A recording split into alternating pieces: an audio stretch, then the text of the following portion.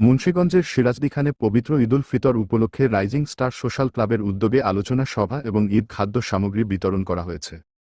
বুধবার 18 মার্চ বিকেল 4টার দিকে উপজেলার মালখানগর কলেজ রোডে সংগঠনের কার্যালয়ে পবিত্র কোরআন তেলাওয়াতের মধ্য দিয়ে এ আলোচনা সভা এবং 500 হতদরিদ্র পরিবারের মাঝে ঈদ খাদ্য সামগ্রী বিতরণ করা হয়।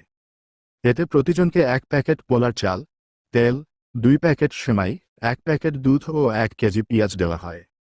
এ সময় সংগঠনের সভাপতি শরীফ হকের সভাপতিত্বে এবং সাধারণ সম্পাদক জাকির হোসেনের সঞ্চালনায় প্রধান অতিথি হিসেবে উপস্থিত ছিলেন উপজেলা যুবদলের আহ্বায়ক ইয়াসিন সুমন।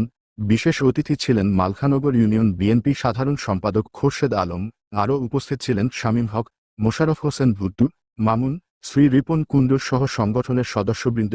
ঈদ উপলক্ষে বিনামূল্যে এসব খাদ্য সামগ্রী পেয়ে হতদরিদ্র ও নিম্ন আয়ের মানুষেরা খুশিতে ও আনন্দে বাড়ি ফিরেন।